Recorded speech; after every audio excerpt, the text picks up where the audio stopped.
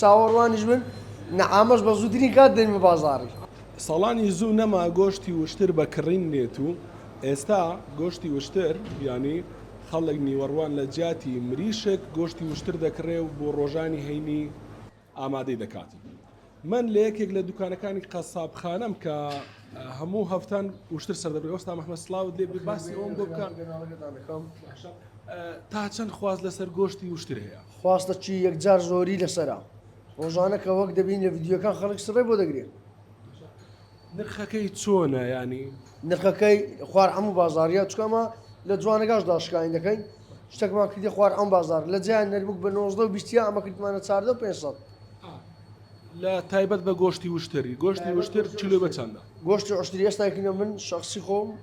نەربووک 14 دووە ئەی پشتەکەی بەیازدەیە پشتی بە 12 زاریە 12 13 ئەوە لە بەرامبەر گۆشتی ینی بەرخ و ئەوانە هەمان نرخ نییە نه هەمان نرخ نییە چکە ئەوە چتە تایبەتە لە جێدی گرانترا وەکو خۆم سعرەکی مناسبمدانەیە چاوەڕوانیش بن نەعامەش بە زووترین کات دێنمە بازاڕی ئامەش دێنن نەعامەش دێن خەڵک خواستی لەسرە نیوەڕوان بۆ هەی ڕۆژانی هێنی هەمری لە جاتی چی خەڵکە چێکجا زۆر نەفرە بووە دوو ڕۆژ دێرەمایتەوە بەڵێ ئارەوەڵە ئەوانەی کە دێن دەیکردیانی دێنەوە جارێکی تر بووی مشتریم هەیە دایما کوی دەکوژمەوە دێتۆستا نمونەوە سەرچ عشترەکەیە خەڵک سڕەلو دەگری لێکوانە بەردەوام مشتریم هەیە دێ بە 20 کیلۆ 30 کیلۆ دەبا تەڵەبیات یەکجار لەسەرە ئەوانەی کە دەبن بۆ مەتعەمەوانەیە بۆ چێشتخانەیە یاخود هەر بۆ ماڵەوە دەیبن مەدعەم دێ دەبا لۆ ماڵەوە دەبن لۆ وڵاتی بیانی دەبن خاستان بەگلادیش زیاتر ئەوانش زۆر دێن بێغایات خواست زۆریان لەسەرە باشە لە چێ دێنن ئەو شترانە ئەو شترانە وەکو خۆم لە هەولێری دەکرم نازانم لە چێ هاوردە دەکرێن بە سەراعەت وەکو خۆم دەکرم سعرێکی دیارە وەکو سعرام دەکرم کیلۆی بە 4,000 دیناری بە پیسی کیلۆی لۆ من 16,000 ڕادەوەستی 18,000 ڕادەوەستی لەگە ڕەنجەی برام و ڕەنجەیە شریکمە لە دوکانش شتێکمان هەڵبژارد جیاواز لە هەموو قەسابەکانی هەولێرە بە تەعداوەش هەتا ئەمە نەمان کوشتۆنە بۆ ترێندیش کەس عشتری نەزانیم کوشتەوە ئەو ینی چەند کیلۆیە کە سەرەتا دەیکڕی وەڵا چەند کیلۆیە ئێستا تەنەکەم کوشتەوە 700 کیلۆم کوشتەوە یەک عشتر یەک تەنە 1000 کیلۆ بەڵێ 1000 کیلۆ ئەوانەی کە دەیبن باز لەوە ناکەن کە دەیکەنە کەباب دەیکەنە ینی بەتەکە وشت خۆی هەیە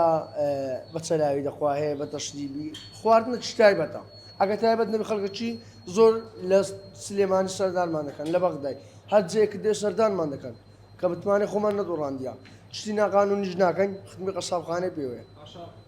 جێی گۆشتی بەرخ و گۆلچی نەگرتەوە لەو بازاڕی با منافەسە گۆلچێکەوە وی لێرەکەم جوانەکەمەدی نەبینێت نەکەی ناشتر خەڵک بۆ قوربانی و شت نابە بۆ خکێر ناوەڵە لە قوربانی ناباتن بەڵ ئینشاڵڵە بەردەوام دەبین سەبر دۆست پاس وەستا ڕەنجە تۆش هەر کاری سەر بڕین و یاخود کە قەسابی بابەتی ئەو شترا ینی خەڵکەکە کە دێ دەیباتن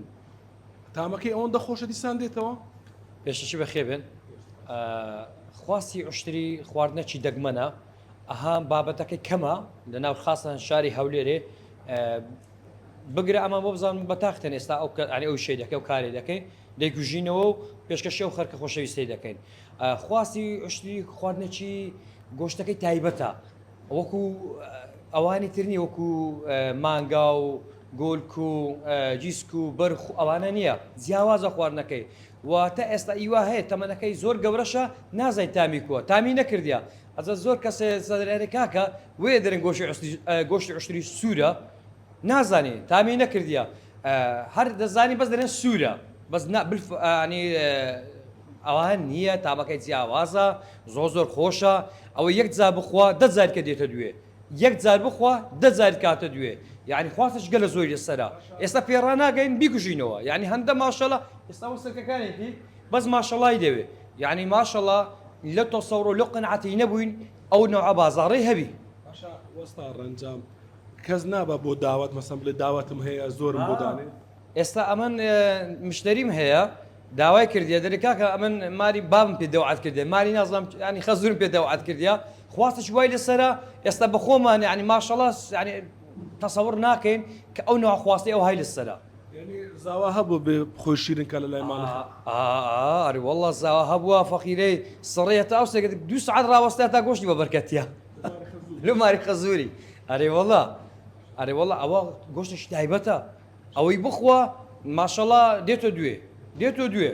ئەوە لەگە هیچ ینی ئەوە نەبتە ڕێکلام نەبووە ما بەڵام ڕاستەکە ئەوە واقعەکە ئی وایە